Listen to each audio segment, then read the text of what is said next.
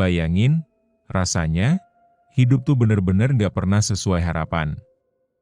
Awalnya aku kira, pindah rumah ke tempat baru itu bakal bikin hidup aku lebih baik, lebih tenang, lebih nyaman. Tapi semua harapan itu langsung runtuh. Dek, ibu udah daftarin kamu sekolah ya?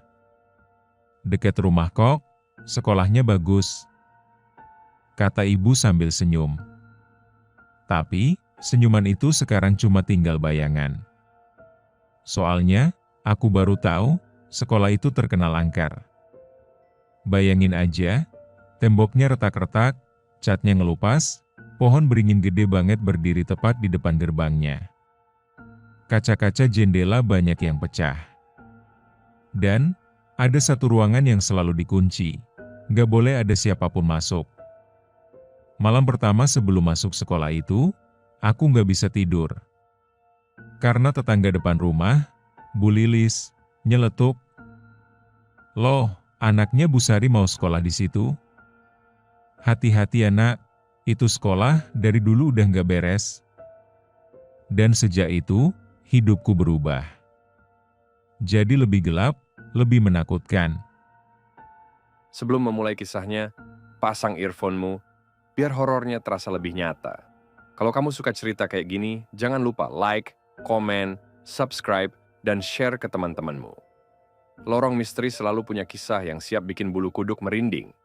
Angin dingin menusuk kulit waktu aku pertama kali berdiri di depan gerbang sekolah itu. Bau anyir campur bau tanah basah, tercium kuat.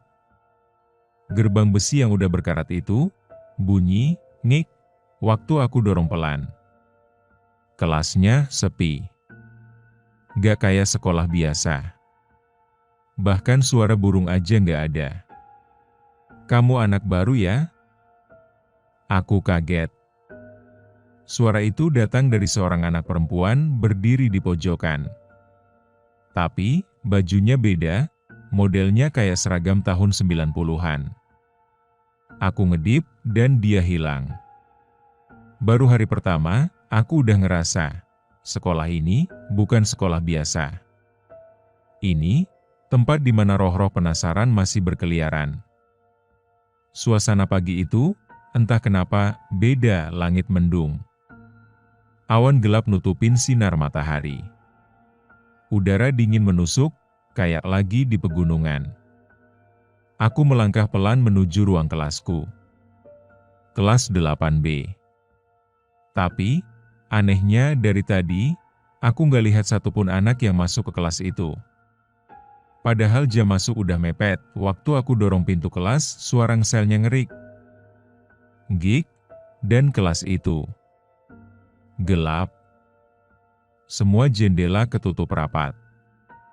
Gorden sobek-sobek ngegantung kayak kain kafan. Debu tebal nutupin meja dan kursi. "Loh, ini bener kelas aku?" gumamku pelan. Tiba-tiba, duduk-duduk, suara itu lirih kayak bisikan. Tapi, jelas banget kedengeran di telingaku. Aku nengok ke belakang, kosong. Gak ada siapa-siapa. Begitu aku jalan lebih dalam, aku lihat di bangku pojok belakang ada sosok cewek, rambut panjang, kepalanya nunduk, bajunya kotor, kayak seragam sekolah, tapi udah sobek-sobek. Pelan dia mendongak. Matanya hitam pekat. Dan dia tersenyum, senyum yang bukan kayak senyum manusia. Hari itu jam istirahat kedua. Perutku mules banget, aku nanya ke teman sebelah, "Toiletnya mana ya?" Tapi, ekspresi mereka langsung berubah. Kalau bisa jangan ke toilet belakang ya," bisik Rani, teman sebangkuku.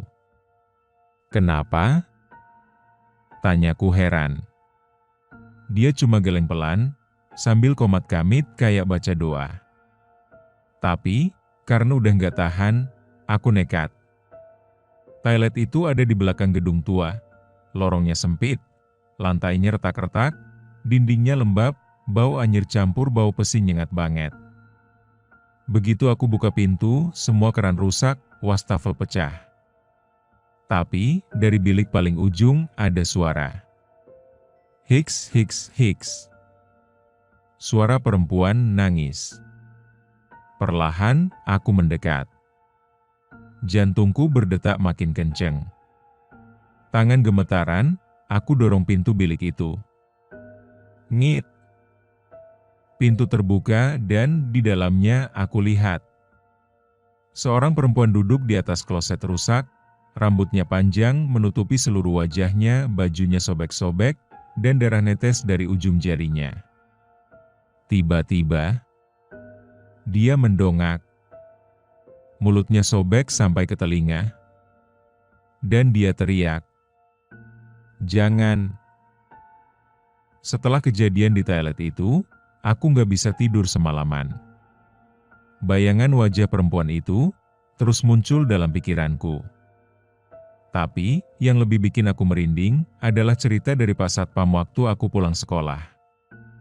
"Nak, kalau lewat lorong belakang, jangan pernah nengok ke belakang," katanya sambil tatapan kosong. Aku cuma bisa manggut, tapi entah kenapa, keesokan harinya, aku malah harus lewat lorong itu buat ke ruang BK. Lorongnya sempit panjang, lampu-lampunya redup, beberapa bahkan kedap-kedip, kayak mau mati. Dindingnya penuh bercak hitam, bekas air rembesan atau entah apa. Waktu aku jalan di lorong itu, suara langkah kakiku bergema, tapi suara itu jadi dua. Tap, tap, tap. Aku berhenti. Tapi suara langkah itu masih ada. Perlahan dari ujung lorong muncul kabut tipis, makin lama makin tebal. Lalu samar-samar aku lihat ada bayangan sosok hitam tinggi, badannya kurus, berdiri tepat di tengah lorong. Sosok itu pelan-pelan melayang ke arahku. "Pulang?" Suaranya berat, parau, kayak suara dari perut bumi. Aku panik, aku lari sekencang-kencangnya. Tapi, lorong itu gak ada ujungnya. Dari awal aku sekolah di sini, ada satu ruangan yang selalu bikin aku penasaran. Ruangan itu ada di ujung koridor, lantai 2, pintunya dari kayu tua. Warnanya pudar, penuh goresan-goresan aneh kayak cakaran. Semua orang, termasuk guru, selalu bilang, "Itu gudang, gak boleh ada yang masuk," tapi gak ada yang mau jelasin kenapa. Sampai suatu hari, pas jam pelajaran kosong, aku iseng naik ke lantai 2. Angin dingin nyapu wajahku. Suasana sepi, cuma suara, ketak-ketik, genteng yang bocor. Aku berdiri di depan pintu itu. Kuncinya nggak ada. Tapi, pintunya kekunci dari dalam. Tiba-tiba, dari celah bawah pintu, keluar cairan merah, mengalir pelan. Bau amisnya nyengat banget kayak bau darah. Tok, tok, tok. Suara ketukan dari dalam. Jantungku makin gak karuan. Tapi, rasa penasaran lebih gede dari rasa takut. Aku jongkok, ngintip dari lubang kunci. Dan di dalamnya, aku lihat ada sosok lelaki. Kepalanya dipenggal, badannya tergantung, dan tangannya terikat. Matanya noleh ke arahku. "Jangan buka." Suaranya berat, pecah, kayak suara dari neraka. Hari itu, hujan deras banget. Petir nyambar-nyambar. Semua murid pada kumpul di kelas. Tapi, ada satu temanku yang gak balik dari kantin. Namanya Dika. Wali kelasku bilang, "Coba kalian cari Dika, tadi katanya ke lantai 3. Tapi sekolah ini gak punya lantai 3. Aku dan 2 temanku nekat nyari. Di ujung lorong belakang ada satu tangga tua, sempit, kayunya udah pada lapuk, berdebu tebal, dan anehnya, tangga itu nggak pernah aku lihat sebelumnya.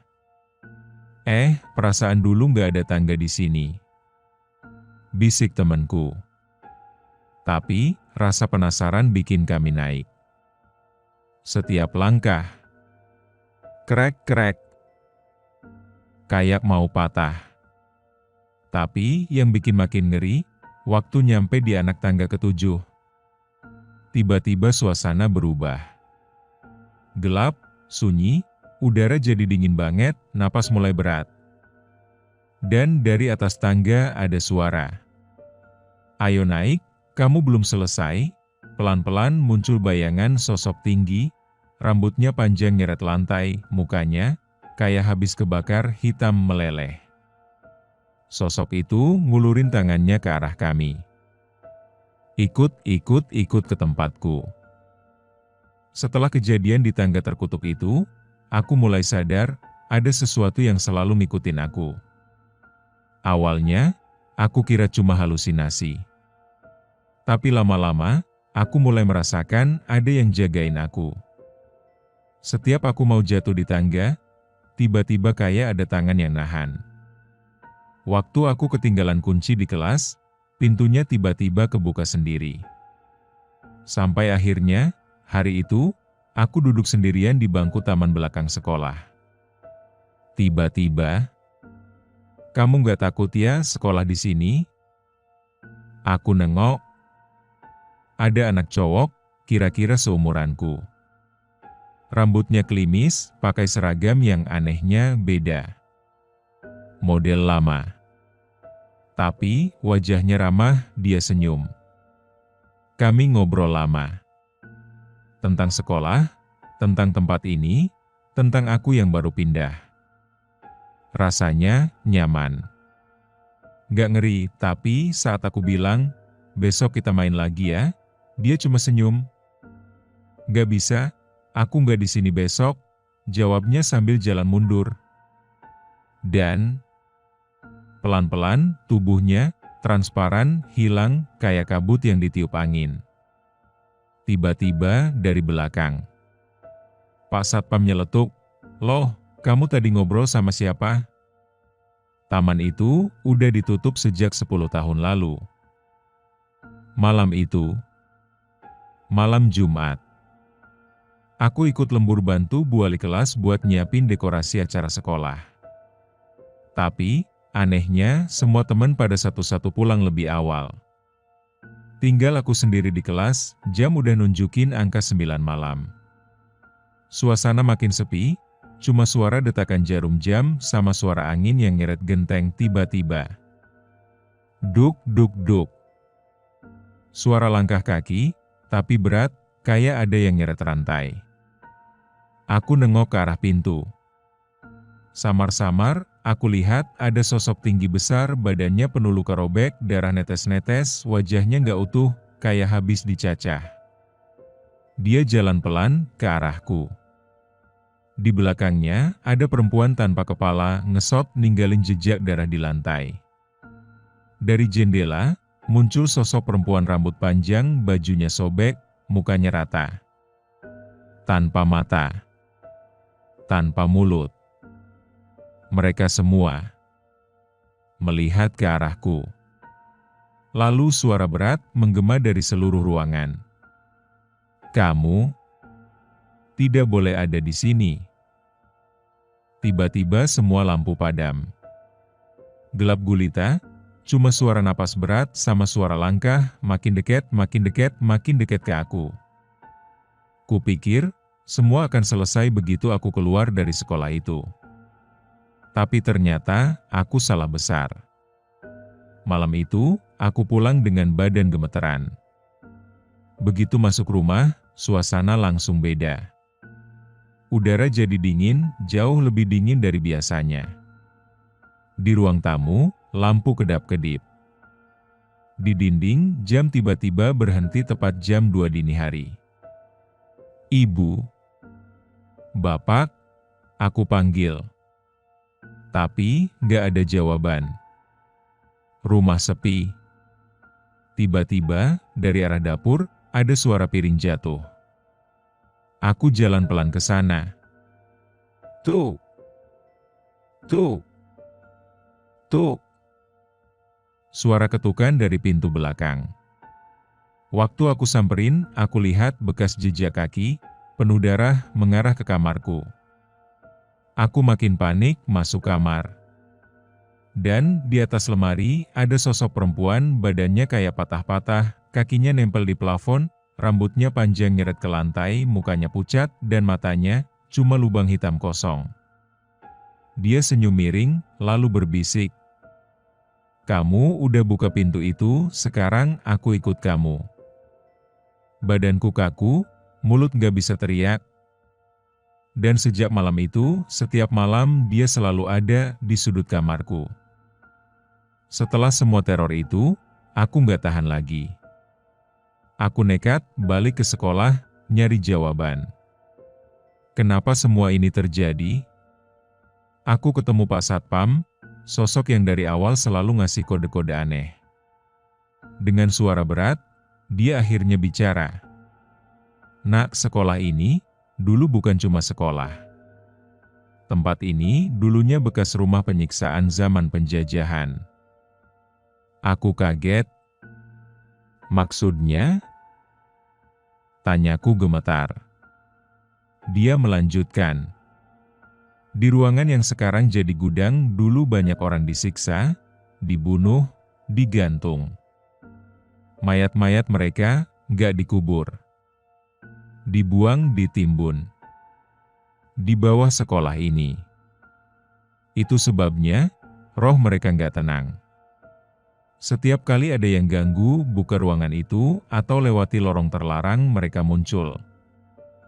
Pak Satpam menunjuk ke arah bawah lantai koridor. Di sana, mayat-mayat itu dikubur tanpa nama, tanpa doa, tanpa pemakaman layak. Aku menelan ludah, perlahan terdengar suara dari dalam tanah. "Tolong, tolong, tolong," tanah di bawahku bergerak. Retak. Muncul tangan-tangan hitam berusaha keluar. Pak Satpam teriak, "Lari!" Mereka bangun. Aku lari sekencang-kencangnya, dan saat aku nengok ke belakang, aku lihat puluhan sosok, mayat tanpa wajah, tanpa kepala merangkak keluar dari tanah, menatap, dan mengikutiku. Dan sejak itu, aku sadar. Sekolah ini bukan sekedar sekolah.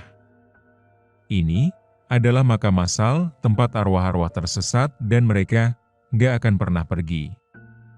Pesan moralnya adalah, dari semua yang aku alami, aku belajar satu hal. Kadang, hidup memang harus menghadapi ketakutan, sebesar apapun itu. Tapi, jangan pernah lupa, ada banyak hal yang gak kasat mata yang harus kita hormati.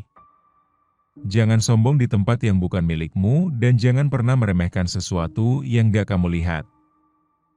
Dan ingat, pindah ke tempat baru bukan cuma soal menyesuaikan diri, tapi juga soal menghormati apapun yang sudah ada di sana. Prime, terima kasih sudah mendengarkan kisah ini sampai habis. Jangan lupa like, komen, subscribe, dan share ke teman-temanmu. Lorong Misteri akan selalu punya kisah yang siap bikin bulu kuduk merinding, dan jika mau request judul cerita, silahkan komen di kolom komentar di bawah. Kami akan buatkan untuk kalian.